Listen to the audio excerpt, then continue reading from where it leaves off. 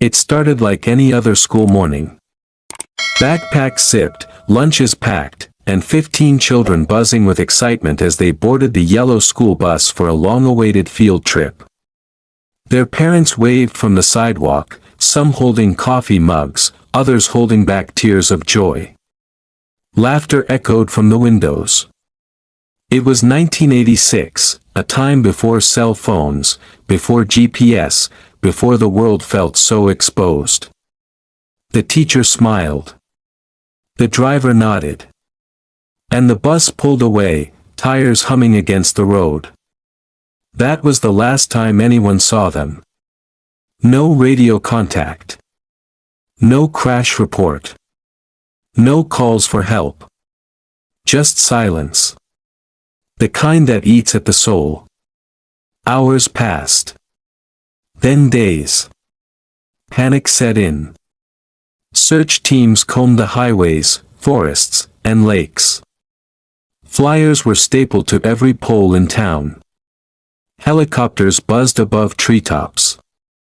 Families waited on porches, eyes on the road. But nothing ever came. The bus had simply vanished, swallowed by the earth or something darker. For years, rumors swirled, kidnappings, cults, government secrets. People talked, people forgot. But the families never did. For 39 years, there was no sign. No wreckage. No trace of 15 bright, innocent lives that never made it back home. And then, like a cruel twist of fate, a construction crew unearthed a buried metal shell beneath the soil, a school bus, rusted, cold, and empty. No children inside. Just dust, a faded attendance sheet, and a silence louder than ever. That discovery didn't solve the mystery. It reopened it. Because now the world had to ask again, what really happened on that field trip? And why, after nearly 4 decades, was the bus found buried like a secret someone desperately wanted to stay hidden? The morning of April 22, 1986, began like any other spring day in the quiet town of Mill Creek. A soft fog still lingered over the trees as the sun rose slowly, casting a golden haze over the roads. Birds chirped lazily, and neighbors waved good morning as they stepped out with cups of coffee in hand. At Mill Creek Elementary, excitement filled the air. A field trip had been planned for weeks. The destination was Fairhaven National Park, a stretch of woods and rivers known for its hiking trails and wildlife. For many of the students, it was their first trip outside the county. Some had never seen the mountains. 15 children, aged between 9 and 11, stood at the bus loop with bright eyes, their backpacks stuffed with juice boxes, snacks, and field journals. Chaperones checked the roster as the school bus idled, its engine rattling gently. Ms. Laura Benton, their homeroom teacher, stood near the door, clipboard in hand, calling names as each child climbed aboard. "Thomas," she called. "Here," shouted a boy with a mop of red hair. "Ellie?" "Present," a girl replied, clutching a pink lunchbox. One by one, they climbed aboard until all 15 were seated, faces glowing with joy. Ms. Benton was the last aboard, waving goodbye to the handful of parents who had come to see them off. She gave the driver, Harold Mays, a friendly nod. He was in his late 50s, a calm, quiet man who had worked the school routes for more than 20 years without a single complaint. He smiled faintly and tipped his cap. The bus pulled away slowly, tires crunching over gravel as it turned down the main road, its yellow body swallowed by the early mist. The plan was simple, a 2-hour drive, a picnic by the lake, nature walk with park rangers, and return before 5 p.m. But that return never came. By mid-afternoon, the school receptionist began to worry. There had been no calls from Ms. Benton, no check-ins. She dialed the ranger station at Fairhaven. The man on the other end said no school group had arrived that day. Assuming a scheduled delay, she waited. But when 5 o'clock came and went, and still no sign of the bus, panic began to stir. Parents began arriving, first casually, then with increasing concern. By 6:30, phones were ringing non-stop. By 7 p.m., police had been notified. The first officers on the scene retraced the route from Mill Creek to Fairhaven, scanning roadsides, guardrails, riverbanks. There were no skid marks. No tire fragments. No shattered glass. Nothing. Helicopters were called in by morning. They combed the treetops and canyons. Volunteers searched the woods. Dogs were brought in to track scents, but all trails stopped at the highway. As if the bus had vanished mid-drive. Every nearby lake was scanned by sonar. The riverbeds were dragged. A section of the mountain pass was excavated where a landslide had occurred a year prior, in case the road had given way. Nothing. Not a single bolt from the bus. No backpacks. No shoe. No child sweater. Just an unbroken silence. Investigators interviewed everyone. Parents. Teachers. Other drivers. Ms. Benton's co-workers said she was kind, gentle, loved by the kids. Harold Mays had no criminal record, no history of mental illness. He lived alone after his wife died of cancer in '83. His home was clean, his routine simple. They checked his bank records, calls, letters. Nothing suspicious. He had shown up for work that day, just like always. That morning's bus footage showed him entering the vehicle on schedule. The camera cut off shortly after departure. It was later discovered the system had glitched, something that happened occasionally with older models. The tapes held no clues. Rumors began to swirl. Maybe the bus crashed in an unsearchable area. Maybe it had been hijacked. One parent accused a teacher of child trafficking, out of sheer desperation. Others blamed the school. Security was tightened. The press descended. TV vans lined the streets. Reporters knocked on doors. Where did they go? The headlines screamed. A whole bus of children, gone. But even the media couldn't make sense of it. For every theory, a contradiction appeared. For every lead, a dead end. It was as if the entire vehicle had driven off the map. The town of Mill Creek, once peaceful, was now marked with grief. Parents clung to hope through sobs. Some refused to take down their child's bedroom posters. Others kept dinner plates set, every night, just in case. Ms. Benton's husband wept on camera, pleading for anyone who saw anything to come forward. Days turned to weeks. Police widened their search zone. Eventually, the case reached federal attention. The FBI joined. They searched national parks, reviewed thousands of traffic cams from nearby counties. They issued national alerts. But there was nothing to follow. No ransom call ever came. No sightings. No communications. Just a void. By the end of May, the press coverage began to fade. The summer that followed was heavy with silence. In Mill Creek, the town's rhythm changed. The laughter that once echoed from porches and backyards fell quiet. Families who used to gather for barbecues and church picnics now avoided each other's eyes in the grocery store. Grief has a way of making people feel alone, even when they're surrounded by others. The 15 missing children weren't just names, they were the heart of the community. They had played on the same fields, rode their bikes down the same cracked sidewalks, and now they were just gone. Not taken in a storm. Not lost in a fire. just vanished in the space between 1 mile marker and the next. The highway they were believed to have traveled became a road of superstition. People began avoiding it. Some said they felt cold driving past the tree line where the bus was last possibly seen. A few claimed they saw shadows moving through the woods near milepost 43, figures shaped like children, standing still at dusk. Stories like that didn't help, but they kept the town talking when facts no longer came. Law enforcement didn't give up easily. For the first few months, it was all hands on deck. Teams were brought in from surrounding counties.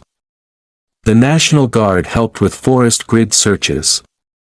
Cadaver dogs combed through ravines and abandoned cabins. Every river bend, every logging trail was scouted. But by late August, it became clear, there was no sign.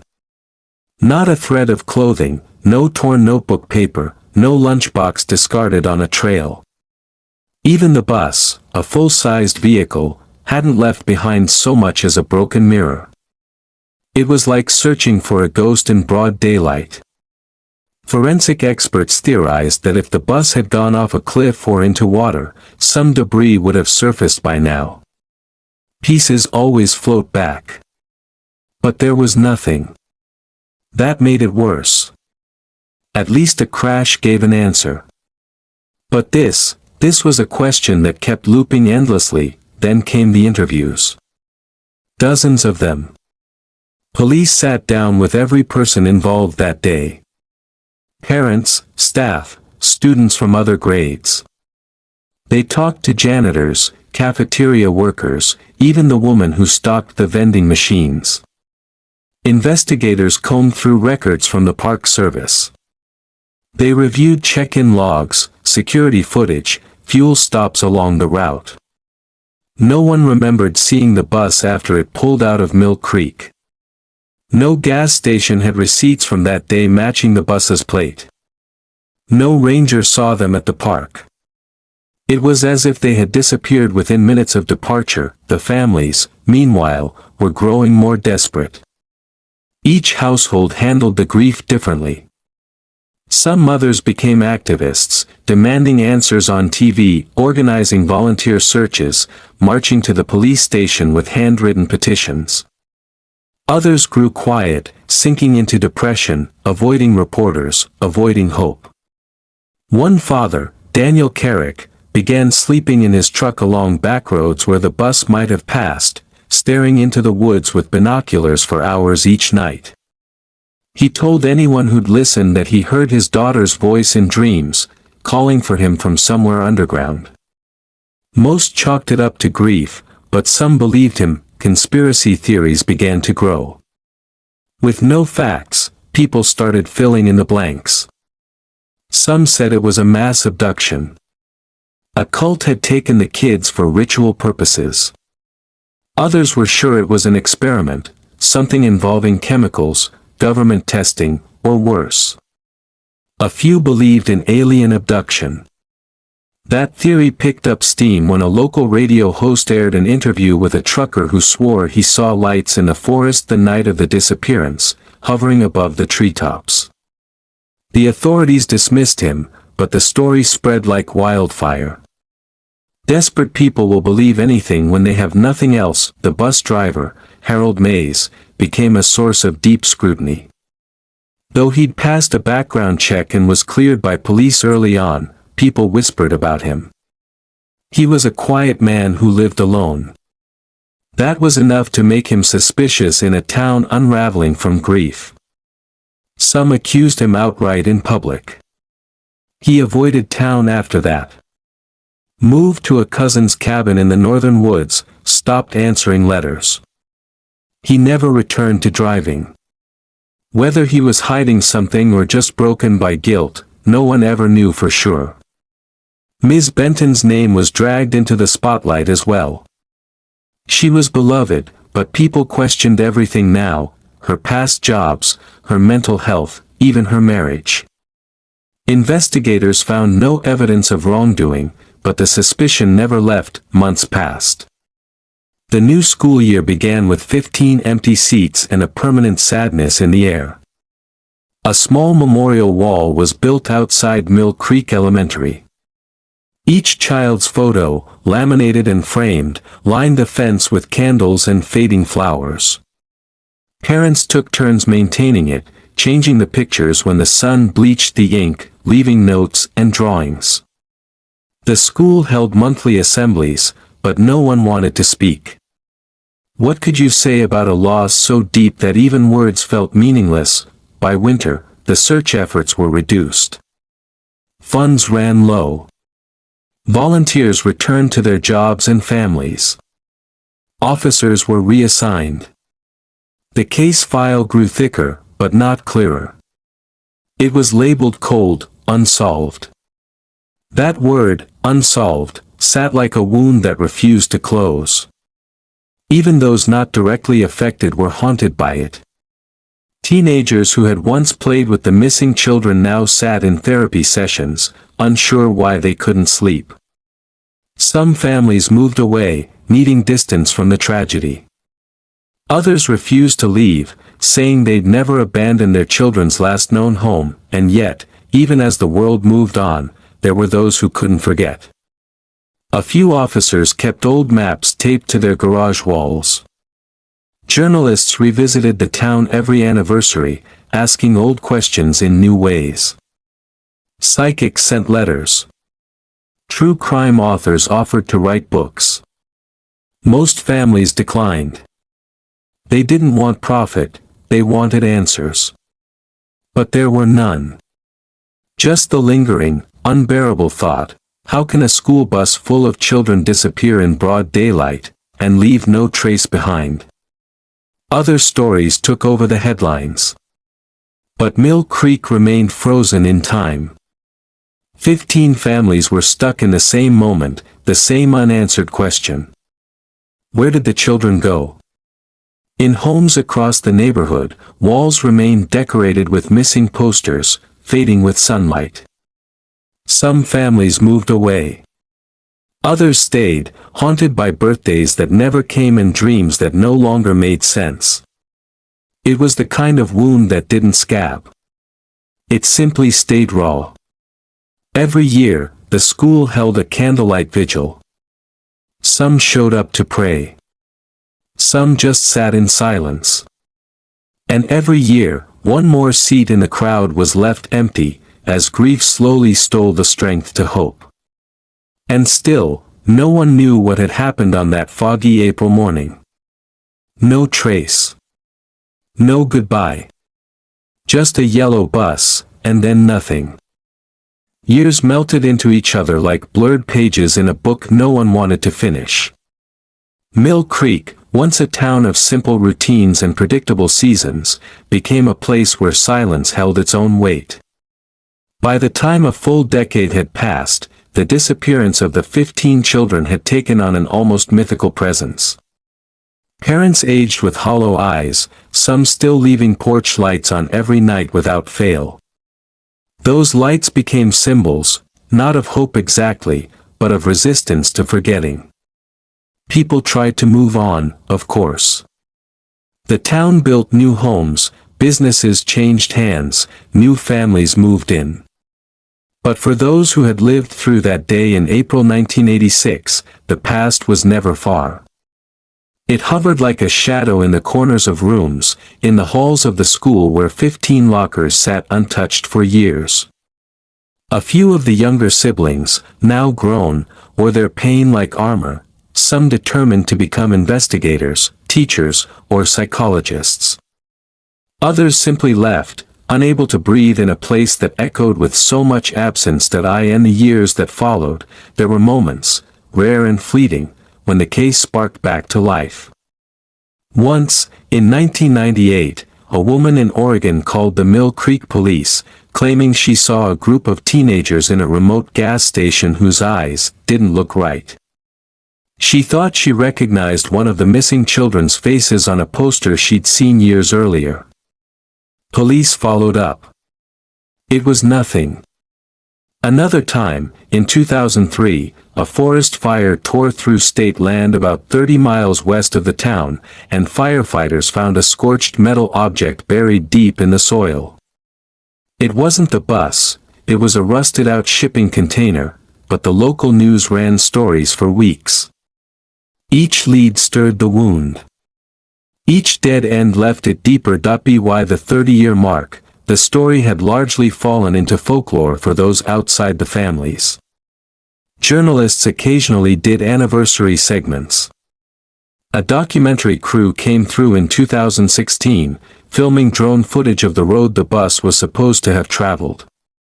They interviewed survivors, former classmates, and law enforcement officers who had long since retired. But nothing new emerged.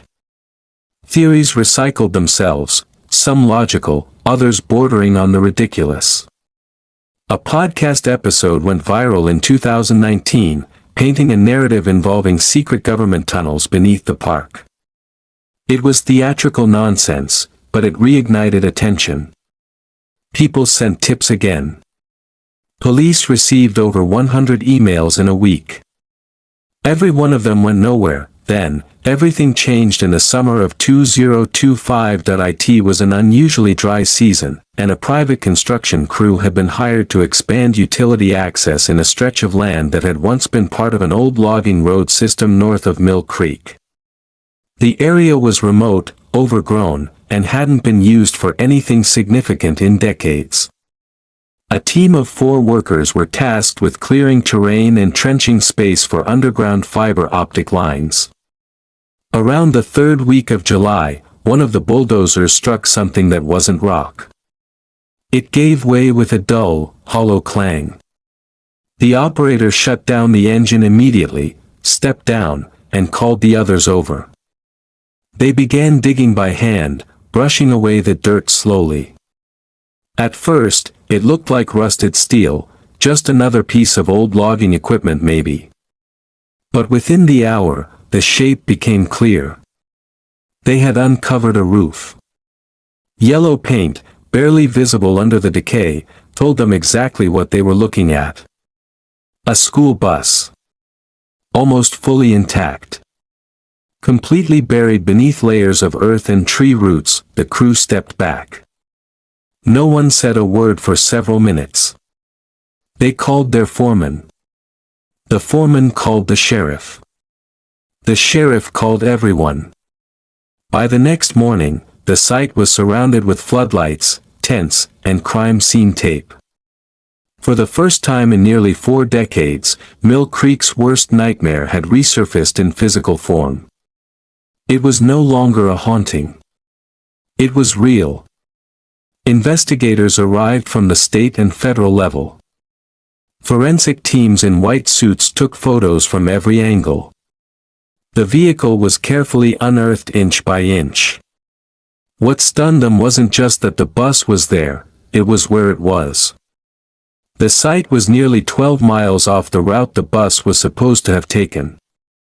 The road it had been buried near had long since collapsed and was no longer on active maps. To get there, the bus would have had to take at least 3 turns off the main route, all undocumented and likely unpaved at the time.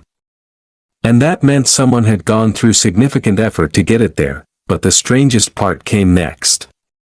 When the team finally opened the bus doors, they found no human remains. No clothing. No bags. No signs of violence.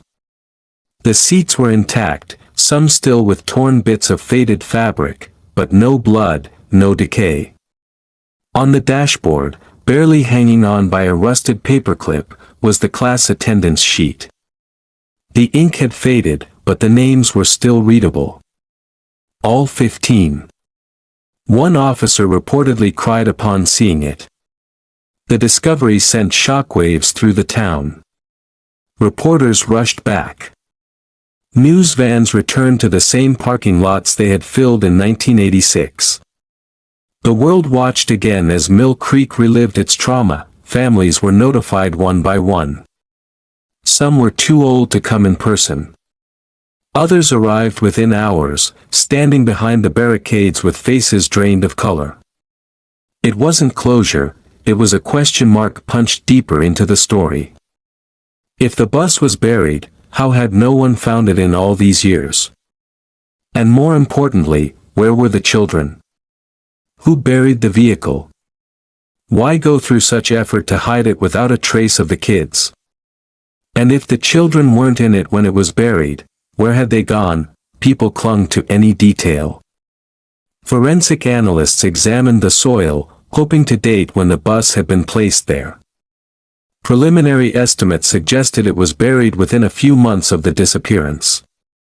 That matched the theories, but didn't explain the total lack of biological evidence. How could 15 children vanish from a bus that was left behind? Some theorized that the vehicle was moved later, that the children were taken elsewhere, and the bus was buried as a distraction. Others believed the opposite, that they were never taken far at all, and something happened in those woods. The press recycled the same haunting phrase over and over again, the bus is here, but they're not. Public opinion exploded. Online forums speculated about satanic cults, secret military experiments, organized trafficking, even supernatural explanations. But within Mill Creek, the pain was quieter, more grounded. The parents, now in their 70s and 80s, wept openly at the memorial. Some refused interviews, choosing to speak only to one another. There were no answers in the dirt. Just more grief. But the story had taken a new turn, and everyone knew the investigation was about to begin all over again. This time, with the world watching. The discovery of the bus sent a cold ripple through every layer of law enforcement. It wasn't just about finding an old vehicle, it was about finding the physical evidence of a moment frozen in time, a moment no one ever truly believed they'd revisit. The bus was moved slowly, lifted from its grave with cranes and handled like a delicate artifact. Decades underground had left the frame weakened but intact, a capsule of rust and unanswered questions. It was transported to a secure forensic facility, where every inch of it was documented, scanned, and tested. Cameras flashed, gloves brushed, and silence hung thick in the air as experts began the work of reconstructing a mystery that had lived only in photographs and fading memories for 39 years. Inside the bus, the scene was surreal. The passenger seats, though weathered, still held the familiar arrangement, 2 on one side, 2 on the other, an aisle in the middle. Some seats had ripped seams, others held bits of moss and dirt from years of underground pressure. But no signs of violence. No fingernail scratches, no panic, no broken glass or spilled belongings. It looked as though it had been parked there with care, sealed by time and soil. Investigators were stunned.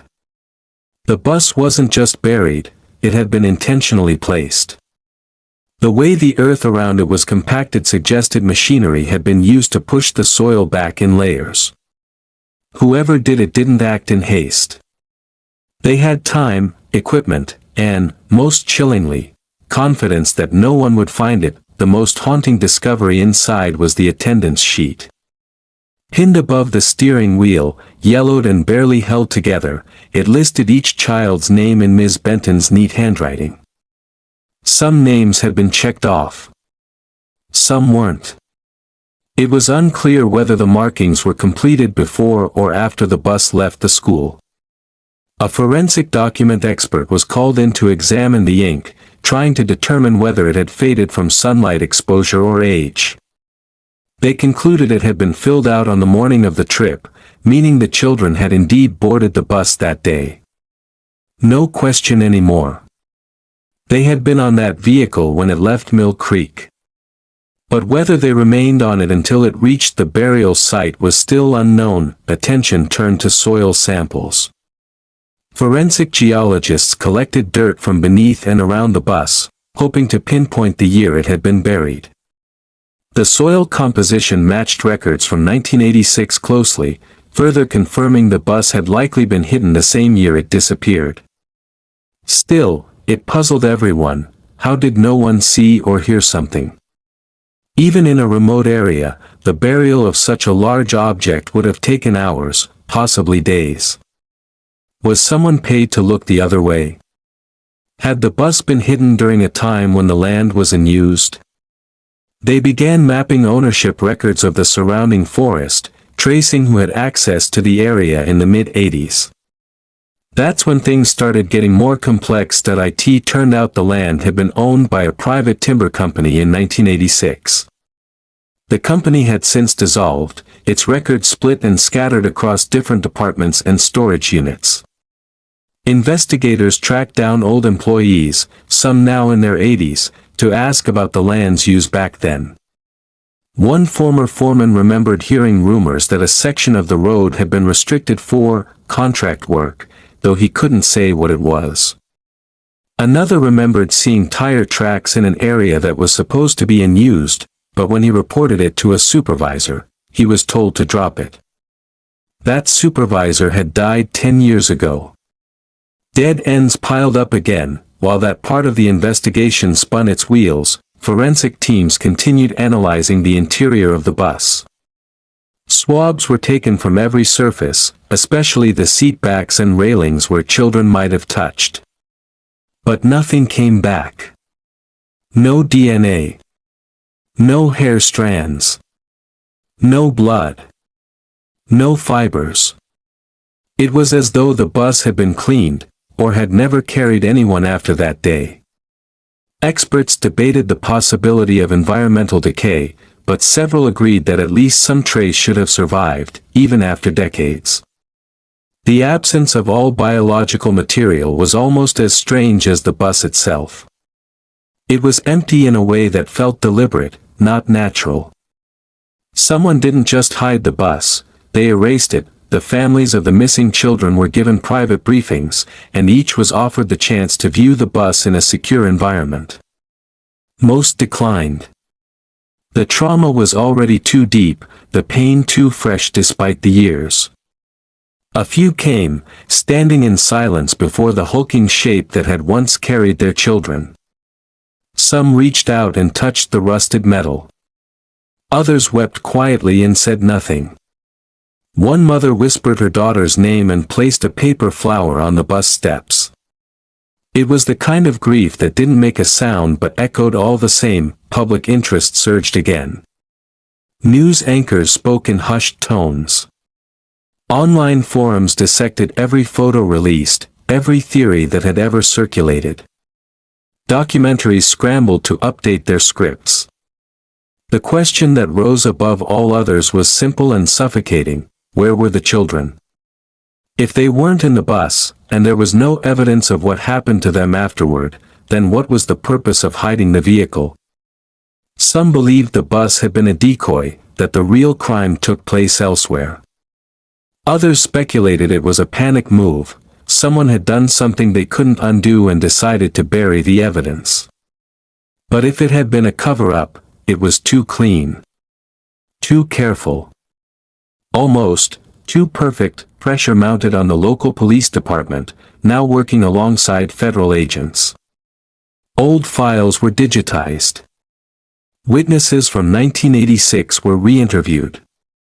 A few had died, others barely remembered details. But one name kept surfacing, Leonard Shaw, a former equipment operator who had worked briefly for the timber company during the spring of that year. He had gone off the grid years later, reportedly moving out west. Investigators launched a search for him, hoping he might remember something, or someone, connected to the buried bus. In the meantime, excavation around the burial site continued.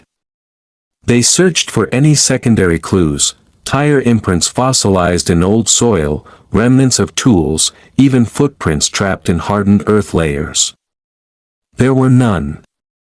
Again, it was as if someone had been meticulous, almost military, in their effort to leave no sign behind. The lack of closure was unbearable. After nearly 4 decades, they had something real, a piece of the story returned from the dirt. But it brought with it more weight, more sorrow, more impossible questions. Some families said it felt like they were burying their children all over again. Others said they finally believed the children had been taken, that it had never been an accident or a detour. That the bus was never meant to be found, and that whoever buried it had nearly succeeded in erasing everything. The truth was still out there. But it remained just beyond reach, like the children themselves, close enough to haunt, but too far to hold.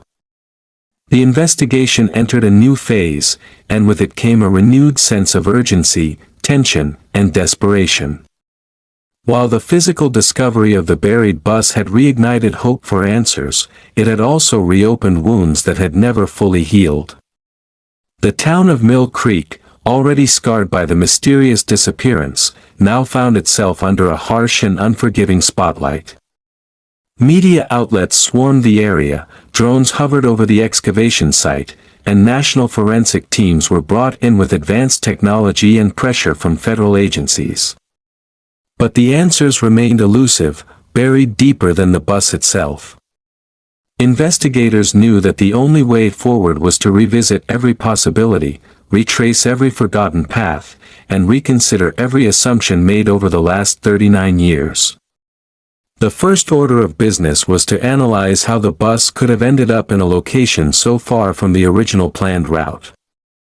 Using satellite imagery, aerial archives, and old highway maps from the 1980s, the team began to reconstruct the journey, or rather, the potential journey, the bus might have taken that day. Back then, the roads were different. Several now-defunct gravel paths once branched off the main highway leading toward the area where the bus was found. Some of them had been used by timber companies, others by local hunters, and some were merely overgrown logging trails barely wide enough for a vehicle to pass through.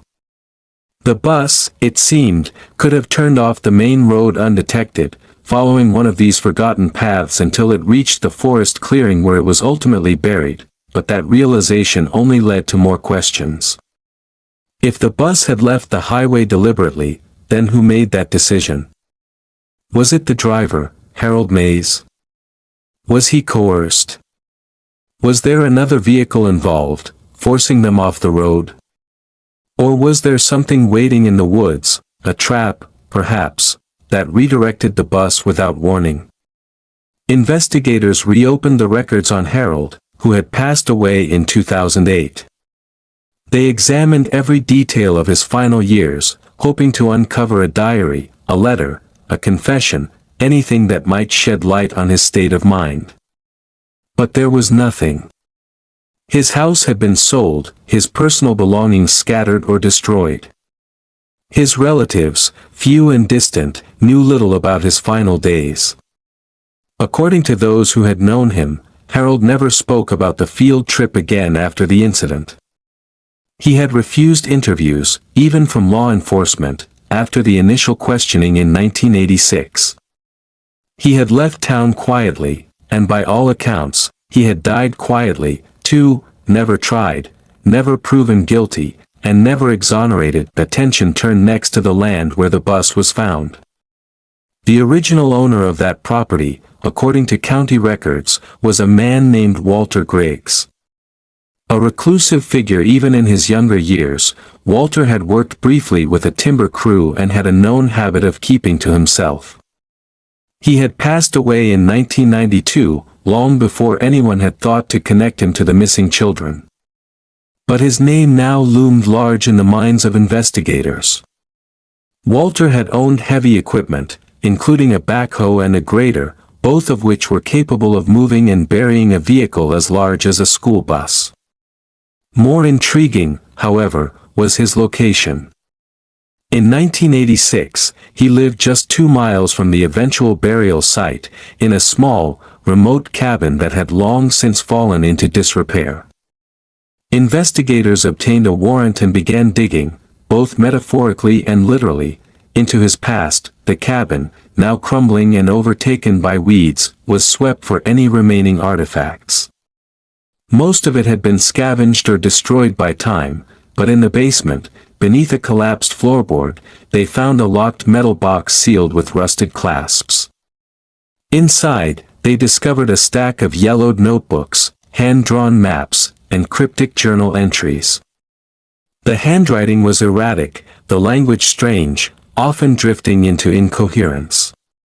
But scattered among the pages were unsettling references: the children, the bus, the voices in the woods. One entry, dated late May 1986, read, "The metal beast sleeps. I covered her deep. No one will find them. Too far gone. Too late to undo." Investigators froze. The journal had not been seen in any previous evidence. It had never been filed, never read, never known. And now, nearly 4 decades later, it offered the first real connection between a human hand and the buried bus, but the words themselves only deepened the mystery. No specific names. No details about the children. Just vague confessions, hints, and cryptic language. Was Walter mentally ill? Delusional? Or was he hiding a truth too horrific to name? Handwriting experts and psychologists were brought in. They analyzed the writing patterns, the sentence structures. Some argued he had suffered from untreated schizophrenia. Others saw signs of guilt, layered beneath paranoid expression. Whatever the truth, Walter was dead, and the journal couldn't be used to charge anyone. Still, it gave the investigation a direction.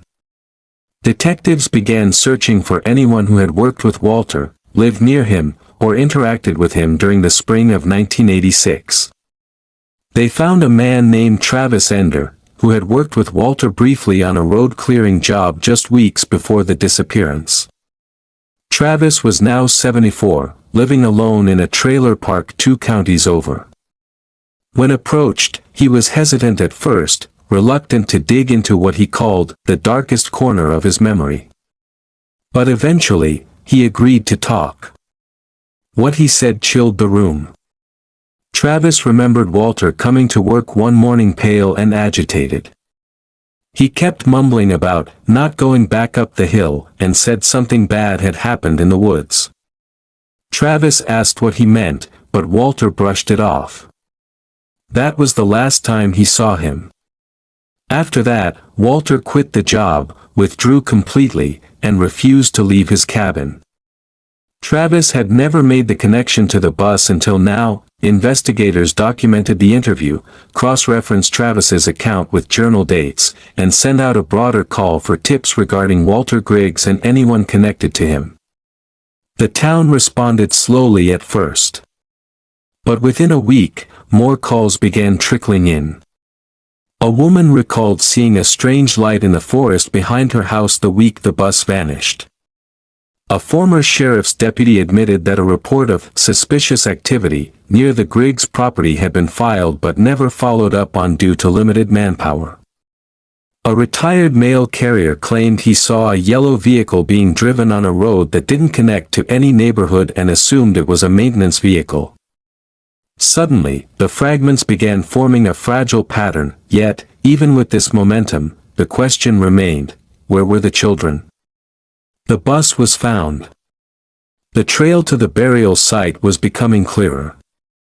But the 15 souls who had once laughed and sang and stared wide-eyed out the windows of that bus were still missing. No bones. No clothing.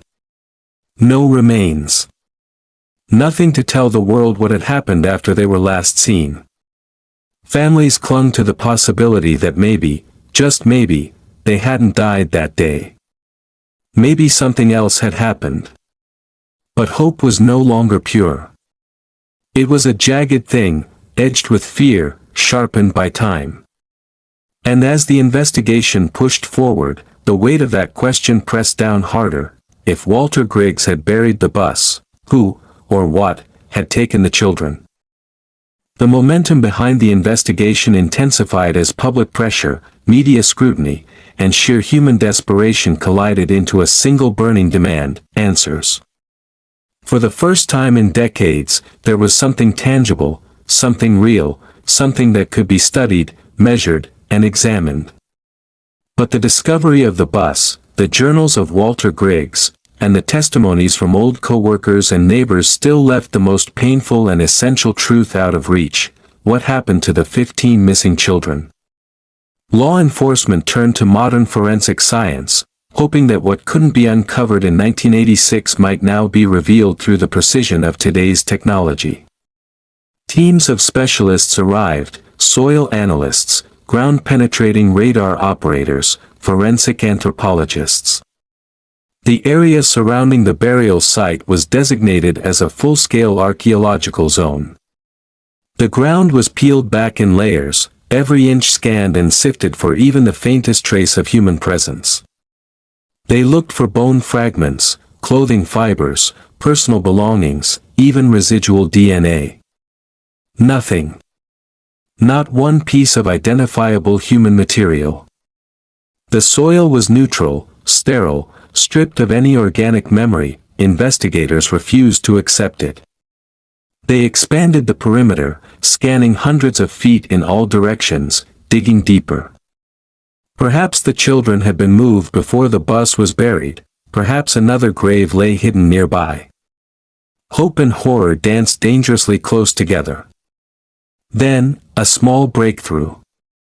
Beneath a patch of dense root systems roughly 40 yards east of the bus, the team uncovered a peculiar depression in the soil, unnatural in shape and distinctly different from the rest of the terrain.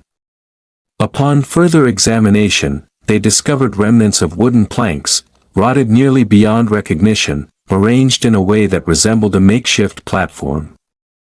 Not a coffin. Not a grave. A structure. Some theorized it was a ramp, perhaps built to roll or lower the bus into the ground before covering it with soil. Others believed it was part of a hidden chamber, possibly used to hold something, or someone, temporarily. The area was carefully excavated, centimeter by centimeter. Again, there was no trace of the children. But there was something else, a single small object, a broken charm bracelet, caught between two decaying boards. The silver was dulled, tarnished, but the initials engraved on the heart-shaped charm were unmistakable: E.B. Eleanor Baines. One of the 15 missing. Her mother had mentioned the bracelet in her original statement in 1986, describing it as a birthday gift Eleanor had worn every day. For decades, that memory had lived only in her mind. Now, it sat trembling in the hands of investigators, real and cold and undeniable. The bracelet was confirmed through photographs and family testimony, and for a brief moment, it felt like the nightmare was giving up one of its secrets. But that single artifact also deepened the terror. If Eleanor had been there, if even one of them had stood in that spot, what had happened next? Why only one bracelet, and why nothing else? Federal investigators began cross-referencing maps of the area with missing persons reports, traffic patterns, land use permits, and law enforcement activity logs from the spring of 1986. They hoped to uncover any sign of movement, any recorded incident that could shed light on what might have occurred. What they found instead was a troubling pattern of missing records.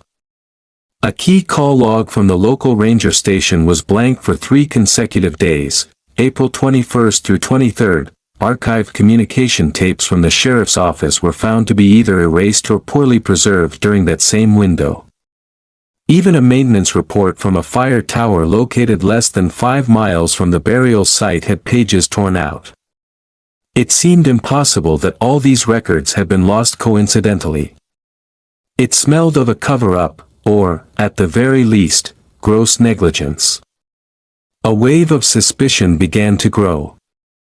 Had someone deliberately destroyed evidence back then? And if so, who had the power or motive to do it? Attention turned to the local law enforcement and political leadership from that time. Some were long dead.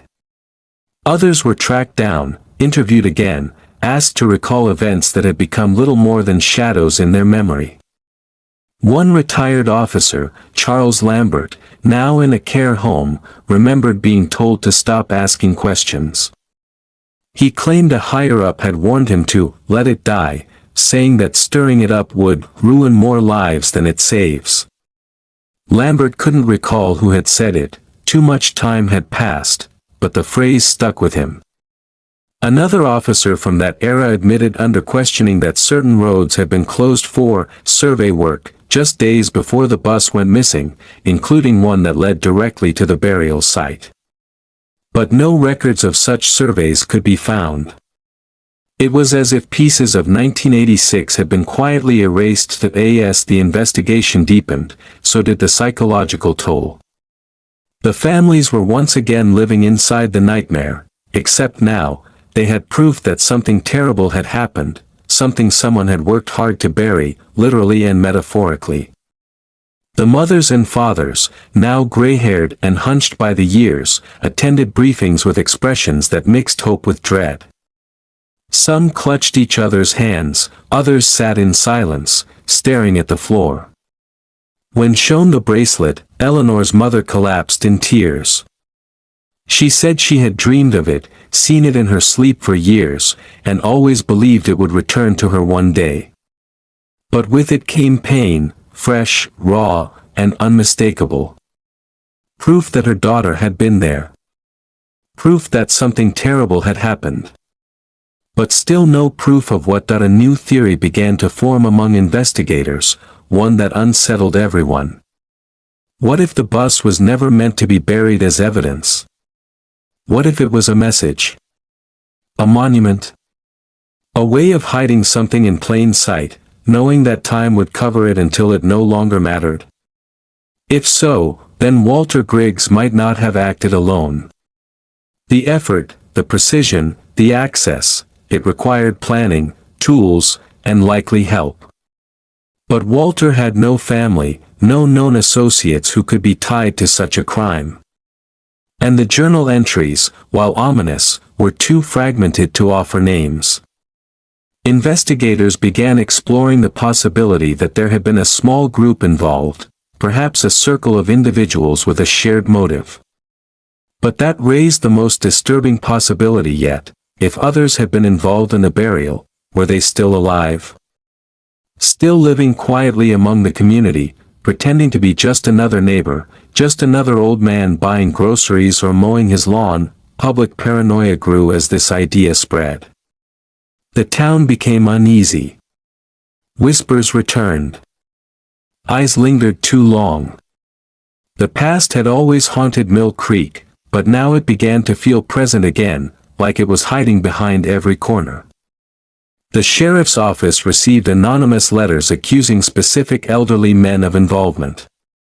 One church had its windows smashed after someone claimed its retired minister had ties to the logging company. Innocent people were harassed, rumors became headlines, and the community, already fragile, began to fracture. In response, the FBI launched a private tip line, assuring anonymity and protection for anyone who came forward. Over the course of several weeks, hundreds of tips poured in. Most were useless. But one stood out. A woman, now in her 60s, called in to say that in April 1986, she had been driving near the old fire access road when she saw a line of vehicles parked oddly along the tree line. 2 trucks, 1 van, and something she thought was a trailer. She remembered it only because one of the trucks had its hazard lights flashing, and she had to swerve slightly to avoid a fallen branch nearby. At the time, she thought it was a work crew. But when she heard about the bus discovery, the memory came rushing back. Her statement, recorded and verified with available documents, placed her within a few miles of the burial site on the very morning the children disappeared. This new lead prompted a full re-examination of vehicle registrations, equipment leases, and industrial contracts signed in the area during that time. It was an overwhelming task, slowed by decades of poor record-keeping and faded paper trails. But it was necessary. Every possible connection was chased. Every whisper followed. The team was running out of patience. And worse, the families were running out of time. They had lived for nearly 40 years with the pain of not knowing. And now, with the past inching closer to the truth, they feared they might not survive long enough to hear it, and so, the search continued, not just for justice, not just for the truth, but for the missing pieces of lives taken too soon, for a story buried under layers of silence, fear, and forgotten sins. The bus had been found, but the children were still gone. And every new discovery only made the question louder: who took them, and why? The days following the tip from the woman who saw the vehicles near the fire access road in 1986 became some of the most intense in the investigation's history. For the first time in nearly 4 decades, there was a real chance, however slim, that someone might have seen, even unknowingly, part of the crime as it happened. Her memory placed the vehicles at the right place and time, and although her details were vague, they aligned with what investigators had pieced together from forensic evidence. The location of the bus, the buried wooden structure, and the path of the old road suggested coordinated movement. 2 trucks, a van, and perhaps a trailer, it was exactly the kind of setup needed to transport, conceal, and bury something as large and heavy as a school bus. But what chilled the team most was the implication that at least 3 to 5 people had been involved. This was no solitary act. This was orchestrated. It required planning, collaboration, secrecy, and most disturbingly, silence sustained over nearly 40 years. Investigators followed the woman's lead to trace vehicle registrations matching her description from that area and year. It was grueling work. Many paper records were lost, misfiled, or damaged. But eventually, a handful of vehicle matches emerged, work trucks registered to a now-defunct company called Northern Timber Services. The name hadn't shown up earlier in the investigation because it had closed quietly in 1988 and never existed digitally. It had operated briefly under subcontracted logging and land management projects, primarily for private landowners. Walter Griggs, it turned out, had done occasional side work with them. That wasn't surprising.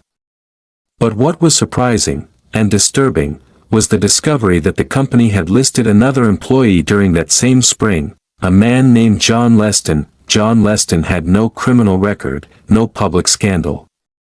He'd lived a quiet life, remained in-state, and eventually retired to a nearby county. Investigators reviewed his employment history, financial records, and old housing deeds. What stood out wasn't what they found, it was what they didn't. His tax records in 1986 showed an abrupt spike in income that year, a large deposit with no employer listed for a 2-month window. Then the records returned to normal. When they pulled his phone logs, they found nothing unusual.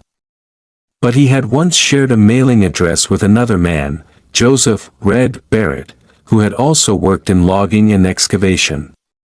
Barrett had died in 2003, but his name was found scribbled inside one of Walter Griggs's journals on a torn page, next to a single sentence, "Red said don't come back. Too much noise. He buried the rest."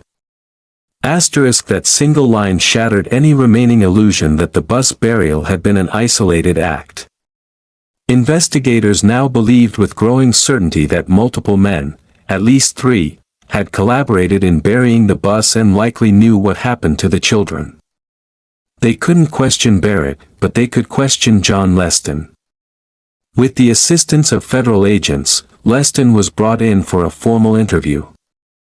The man, now 74, walked with a cane, lived alone, and initially denied everything.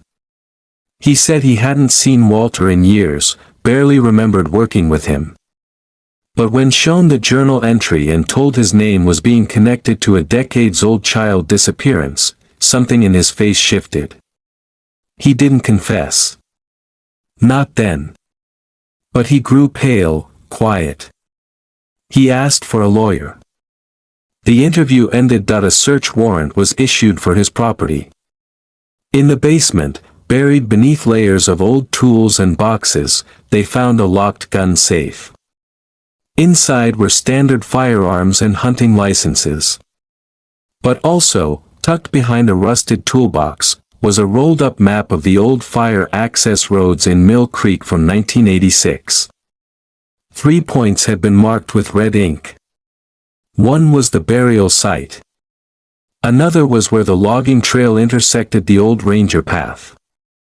And the third, a spot investigators had not yet searched, lay nearly 1.5 miles west, in a hollow behind a series of limestone formations. The team mobilized immediately. They brought cadaver dogs, drones, ground-penetrating radar, and full excavation equipment. It was rough terrain, dense undergrowth, jagged rock, steep hills. It would have been nearly impossible to reach with a school bus. But if the bus wasn't brought there, perhaps something else was. The search began at dawn and continued until nightfall. On the second day, deep beneath a thick patch of moss and stone, the dogs alerted. The radar detected an anomaly roughly 6 feet below the surface. Teams dug carefully. Shovels moved slowly, hands brushed soil delicately. And then, finally, they found it. A small, shallow grave. Inside were the skeletal remains of what appeared to be 3 children. The site was treated with the highest level of sensitivity. Forensics began the process of extraction, preservation, and analysis. DNA samples were taken immediately and rushed to the lab. The findings would take days to process, but there was no doubt in anyone's mind, these were some of the missing children. The discovery hit the town like a lightning strike. For decades, parents had lived with uncertainty.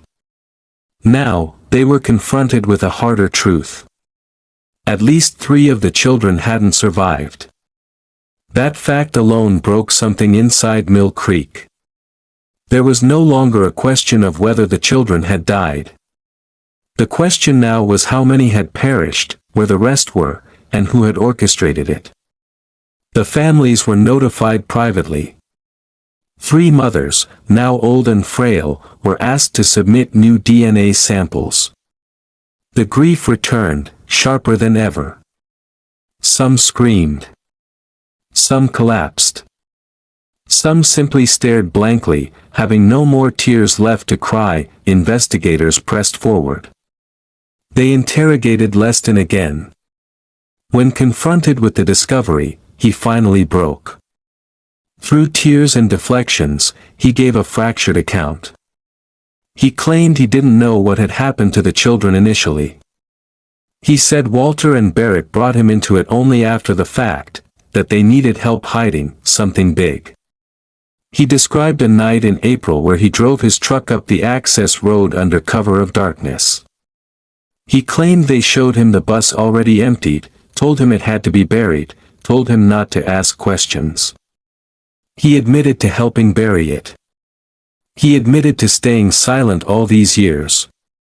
But he swore he never saw the children, alive or dead. Investigators didn't believe all of it. But it was a start. They asked him if there were other burial sites. He hesitated. Said he wasn't sure. Claimed he'd heard Barrett mention the limestone pit once more, but didn't know what it meant. The team returned to the map. They cross-referenced geological surveys. They found 3 possible limestone formations in the area. Each became a new dig site. The next phase of the search began. As excavations resumed, the town of Mill Creek slipped into a state of mourning intention. Candlelight vigils were held. Crowds formed around the school's memorial wall, leaving new notes, new photos, fresh flowers. News vans circled the town like vultures. Social media lit up with anger and sorrow. Old residents returned to pay respects. And everywhere, the same question buzzed like static in the air: if they found 3, Where are the other 12? The investigation now had momentum, but it was fueled by heartbreak. They had come closer than ever to the truth, but the truth, as it unfolded, was proving darker than even the wildest theories. The realization began to take root across the entire community: this wasn't a disappearance. This was a crime, a carefully covered massacre, and someone, maybe more than one, had kept it hidden for almost 40 years. And now, as the earth slowly gave up its secrets, the time for silence was ending. The past wasn't done with Mill Creek. Not yet. With the discovery of the shallow grave and the confessions, partial and fractured though they were, the tone of the investigation shifted from mystery to reckoning. No longer were officials chasing whispers or clinging to vanishing memories. Now they had bones, names, and confessions, however incomplete. The town of Mill Creek, which had lived for decades in the long shadow of unknowing, was thrust into a storm of painful revelation.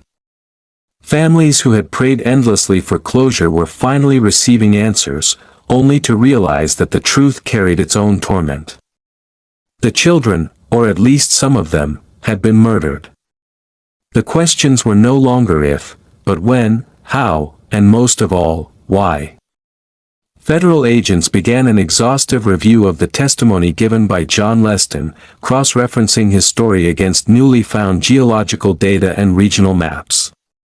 The limestone pit he had vaguely referenced led search teams to a network of sinkholes on the western edge of the original search grid, an area previously deemed too unstable for foot exploration in the early years. It took drones and ground-penetrating radar to navigate it. What they found was devastating. Deep within one of the natural cavities, hidden by collapsed terrain and thick forest growth, the radar registered more anomalies. Multiple. At least 6. Over the following 2 weeks, excavation teams worked with the utmost care. What they uncovered was another burial site, this one deeper, older, more concealed. Human remains were confirmed, 6 more children, their remains tangled together, fragmented and decayed but enough to provide DNA matches. Another bracelet, a piece of a shoe, a child's barrette. Each small item sent fresh waves of grief through the community. The remaining families were called in again, and this time, more than half were given confirmation that their child had been found. The weight of that moment was indescribable. There were tears, yes, but not of relief, tears of exhaustion, anger, and an aching sorrow that no justice could ever undo.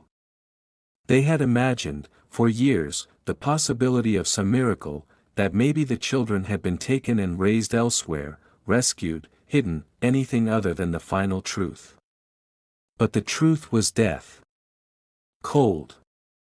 Silent.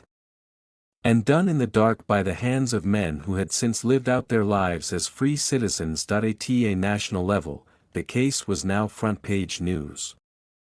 A tragedy buried for nearly 4 decades was unfolding in real time.